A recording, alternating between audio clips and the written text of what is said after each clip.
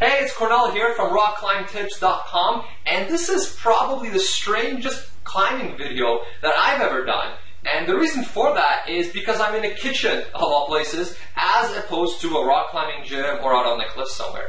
And the reason I'm here in this kitchen is to show you a really good recipe that I have used for quite a while now, for both before the climb and after the climb. Now, before you climb, you want to make sure that you've got the right type of fuel in your body to help maximize your rock climbing performance. So that's what this recipe is all about. And additionally, once you've done your climbing for the day, I don't know about you, but I want to get as much benefit from that workout as possible, because that's going to help me with future climbs as well. So I want to make sure that I get the most muscle gain possible and that I get the most fat loss possible as well. So that, because if I'm less fat and stronger, I'm going to be able to climb a lot better next time. So that's what this recipe is all about. It's helped me lose somewhere around 20 pounds in the last 6 months. Obviously, I've been working out on top of that, but I mean, it's really, really good for that. And I just wanted to share it with you. Hope you enjoy it. Let me know what you think. Let me know if you have some of your own recipes that you think work really good for climbing. And that's it. Let's get started. I'm sure it'll work really good for you.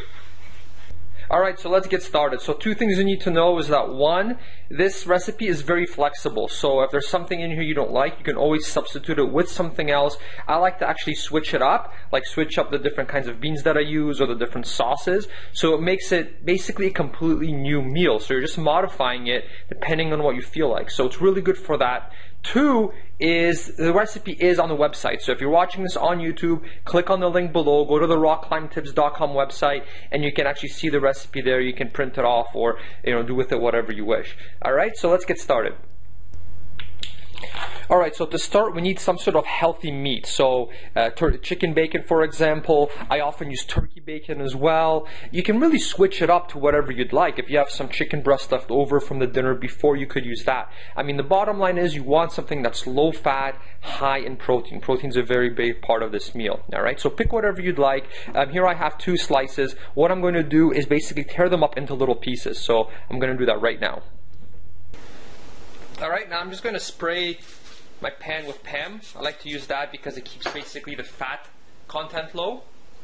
Next, I'm going to put it on to medium heat. Alright, once it's heated, what I'm going to do is place the strips of the turkey bacon onto the pan.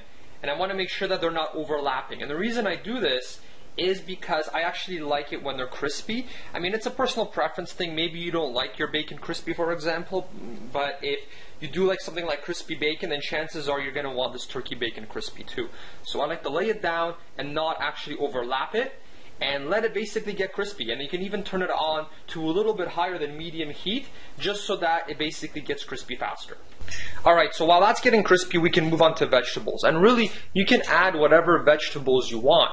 Now, what's worked really well for me is I definitely like to use onion. I'm going to throw it on in just a moment, just so that it starts to cook as well together with the turkey bacon. Recently, I've been experimenting with different types of vegetables, and I found that celery actually works really well too. It gives the meal a nice bit of crunch, which is actually really nice. So I definitely recommend at least trying it out. Next, I like to use some sort of pepper. So here I've got some red peppers, you can use green peppers, whatever you'd like. Once again, this is a very flexible recipe, so use whatever vegetables you enjoy. This is not one of those meals that you eat, it's healthy, but it's disgusting. It's actually a very delicious meal. It's very filling, and it doesn't get boring because you can actually switch up different things. So use different vegetables, use different sauces, different types of meat, and it still can result in a very, very healthy meal. Alright, so to start, the next step is let's put these onions in together with the turkey bacon.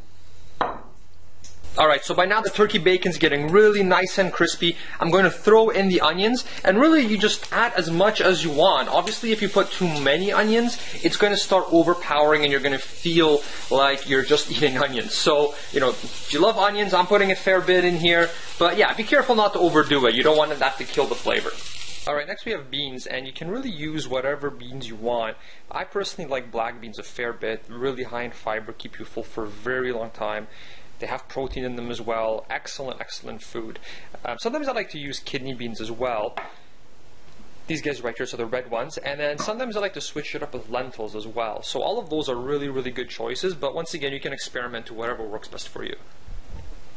Alright, next we do beans. I just put them in the strainer, give them a nice little rinse, and they're pretty much ready to go on the pan. Okay, so now that the turkey bacon's all nice and crispy, the onions are pretty much sauteed now as well, now we can start adding the rest of the toppings. So I'm going to add whatever vegetables I want, however much I want. And I'm also going to add the beans. Now generally what I like to do is basically use half a can of beans per meal. So this is a full can right here, so I'm just going to use half of it. There we go. And we let that simmer. Alright, so while that's simmering, let's talk about the different types of sauces. Now, here you're going to have a lot of variety, and really what's nice about the sauce part is that you can switch it up to whatever you'd like, to whatever mood you're in at the time. So even though you can be using the same meal all the time, the sauce alone can really switch up the taste. So it's like you never actually get bored of eating this meal. Now, what I like to use personally is if I'm in the mood for something a little bit more sweeter, then I will actually use some ketchup. And I know it sounds kind of weird, and beans, ketchup, I don't know, but it actually tastes really good, gives it a nice level of sweetness. What I also like to do is generally like to have things a bit spicy. So what I found is this sriracha sauce I've been using forever, and it is really good. So I definitely recommend it if you like things a little bit more spicy. And especially if you're not a huge fan of beans and you don't like the base bean taste all that much, you know, the hot sauce tends to mask that a bit. So it can actually make the meal still very enjoyable for you. If you have another hot sauce you like Frank's Red Hot or Tabasco or whatever, you can use that. It's completely up to you. Experiment to what works best for you. In addition, if you do want something a bit sweeter, I find the barbecue sauce works pretty good as well. Alright, now one thing to keep in mind is that a lot of sauces like barbecue sauces and even ketchup, they do actually have a lot of sugar in them. And so obviously sugar isn't the best thing in the world if you're trying to be all health conscious. And what that will do is if you have a lot of barbecue sauce in this meal, for example, you might get a sugar crash a little bit later. So once your body starts to process all that food, you're going to start feeling a lot more tired. So, you know, I would say use the sugary sauces sparingly and just keep that in mind that it could affect you. Alright, so in this case, we're going to do a little bit of a nice sort of sweet and spicy sauce. So what I'm going to do is stir a little bit here, just so that nothing gets burnt. And what I will do is now add the sauces. So I will add a little bit of the barbecue sauce. And I will add a bit of the sriracha sauce, which I'm a really big fan of. This stuff is really spicy, so you definitely don't want to add too much. Alright. And what I do is I add it on top, and now I let it simmer, so all the flavors basically get into the food. It tastes really good this way. So I let it simmer for for several minutes, and then after it's done that for maybe, I don't know, a minute or two, I then basically just stir it in. Okay, so it's been about a minute or two. The sauce is on top. I am now going to stir it. So now the sauce is going to go through the food. It's going to be everywhere. And this way, no matter where I bite, I'm going to get the same taste throughout, and it's going to be really good. Alright, so once I stir the sauce, I just let it maybe simmer for just a little bit more. Maybe about 20 seconds or so, 30 seconds. And then when that's all set, I can basically serve it on a plate and it's ready to go.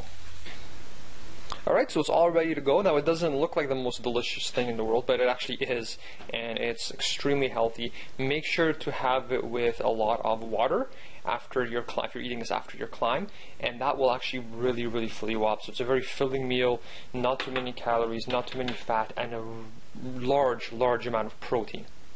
What you can also do to switch it up a little bit is you can also add avocado. Not in the pan, but just when you're done, you can put it on the side, and that can really give you a nice taste if you like that.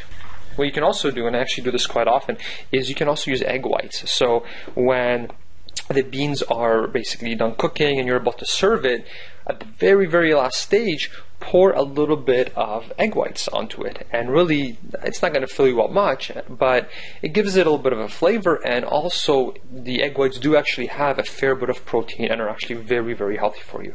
If you do like that fat, if you don't mind the cholesterol, you can always add in a real egg as well. So that's another way that you can switch up the meal, you know, keep it exciting, keep it fresh, and keeping it delicious.